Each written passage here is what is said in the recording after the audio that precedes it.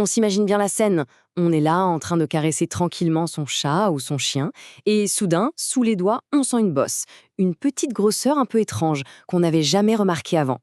Et là, forcément, l'inquiétude monte d'un coup. C'est une blessure, un abcès ou quelque chose de bien pire. C'est le début d'une découverte aussi fascinante que, disons-le, un peu effrayante. Alors, direction le vétérinaire, évidemment. Et là, c'est la surprise. En y regardant de plus près, le véto aperçoit un minuscule point noir au centre de la boule. Et puis, quelque chose bouge. Oui, oui, ça bouge vraiment. Ce n'est donc pas une simple infection. Le vétérinaire commence alors à extraire, quelque chose de vivant. À ce moment-là, la question qui brûle les lèvres, c'est «Mais qu'est-ce que c'est que ce truc? Comment une créature vivante a bien pu se retrouver sous la peau de son animal?» Pour comprendre, il faut d'abord identifier ce visiteur clandestin. Bon, allons-y, identifions cette créature. Et je vous le dis tout de suite, non, ce n'est ni une tumeur, ni un simple kyste. C'est un parasite, et son histoire est assez incroyable. Voici donc notre coupable, une larve de cuterbra, qu'on appelle aussi parfois un hypoderme. Pour faire simple, c'est le bébé d'une grosse mouche assez trapue qui a élu domicile de façon temporaire sous la peau de l'animal. Et là où ça devient vraiment intéressant, c'est que nos animaux de compagnie ne sont même pas les cibles prévues. Les vrais hôtes de ce parasite, normalement, ce sont les lapins et les rongeurs. Nos chats et nos chiens sont en fait des victimes un peu accidentelles de ce cycle de vie si particulier. Alors, comment est-ce que cette larve se retrouve là? Son parcours, c'est une véritable épopée, un périple secret qui commence de la manière la plus inattendue qui soit. Le processus est juste fascinant. D'abord, la mouche adulte ne pique pas. Elle va juste pondre ses œufs dans la nature, sur des pierres ou des plantes. Ensuite, un animal un peu trop curieux passe par là et frôle les œufs. La chaleur de son corps les fait éclore et hop, les petites larves s'accrochent.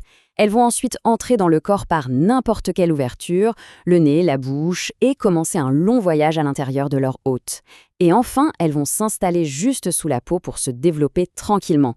Il faut bien se rendre compte de ça. Pendant environ un mois, cette minuscule larve se déplace à travers les tissus de l'animal sans que personne ne s'en aperçoive. C'est une migration interne complètement silencieuse jusqu'à ce qu'elle décide de s'installer juste sous la peau pour grandir.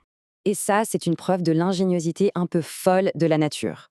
Une fois installée, la larve se perce un petit trou vers l'extérieur pour pouvoir respirer. C'est son tuba, en quelque sorte. C'est d'ailleurs souvent grâce à ce petit trou que les vétérinaires peuvent apercevoir le corps sombre et épineux de la larve et confirmer leur diagnostic. Bon, au-delà de l'aspect un peu déroutant de la chose, il y a des infos très pratiques à retenir de tout ça pour mieux protéger nos compagnons à quatre pattes. Voilà les points essentiels à garder en tête. D'abord, la saison. C'est surtout à la fin de l'été et au début de l'automne qu'il faut être vigilant. Les lésions, on les trouve le plus souvent sur la tête, le cou ou le torse. Et puis il faut se souvenir que la mouche elle-même n'est pas le problème, elle ne pique pas. Le danger vient de ses œufs, et l'infestation se produit simplement par contact avec un environnement contaminé. Dans la grande majorité des cas, une fois la larve retirée, tout rentre dans l'ordre. Mais il existe un risque, faible, mais bien réel. Parfois la larve se perd pendant sa migration à l'intérieur du corps. Elle peut alors finir dans des endroits très dangereux, comme le cerveau ou les yeux, et là, ça peut provoquer des dommages neurologiques assez sévères. Alors au final, que retenir de cette Cuterebra? Est-ce que c'est une créature juste répugnante ou une démonstration assez incroyable de l'adaptation et de la survie dans le monde animal? La réponse est sûrement un peu entre les deux, et c'est un excellent rappel que la nature nous réserve parfois des surprises vraiment, vraiment étranges.